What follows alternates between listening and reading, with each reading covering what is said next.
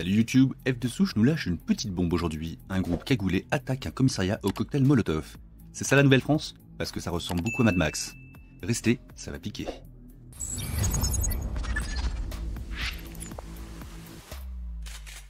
Le titre exact, Rieux-la-Pape, le commissariat attaqué au cocktail Molotov par une dizaine d'individus cagoulés.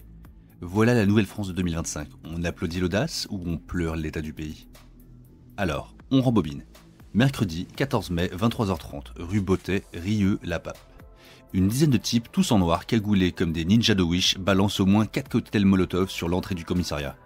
On parle d'engins incendiaires avec des projectiles en bonus. La brigade spécialisée de terrain, la BST, rapplique rapidement, mais surprise, les ninjas ont fui comme des lâches. Heureusement, pas de blessés chez les forces de l'ordre et le feu s'éteint rapidement. On n'a pas de nom, pas de visage, juste une dizaine d'individus cagoulés. Mais soyons réalistes, des types qui balancent des molotovs sur un commissariat, c'est pas des ingénieurs en sortie team building.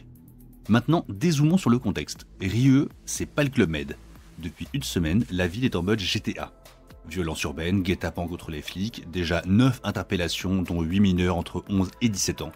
Et là, vous vous dites, mais qui élève ces gosses? Je pense que tout le monde le sait. Le Figaro nous apprend que le maire dénonce le député LFI Abdelkader Lamar et son discours anti-flic qui selon lui met de l'huile sur le feu. Lamar joue la carte du « je condamne la violence, mais… » Mais quoi? T'as distribué des tracts anti-flic la veille, alors assume un peu. Cette situation, c'est le résultat de décennies de laxisme et de discours misérabilistes sur la jeunesse incomprise. Les flics se font attaquer, les bus crament, les habitants flippent et pendant ce temps, des élus comme Lamar pleurnichent sur la stigmatisation.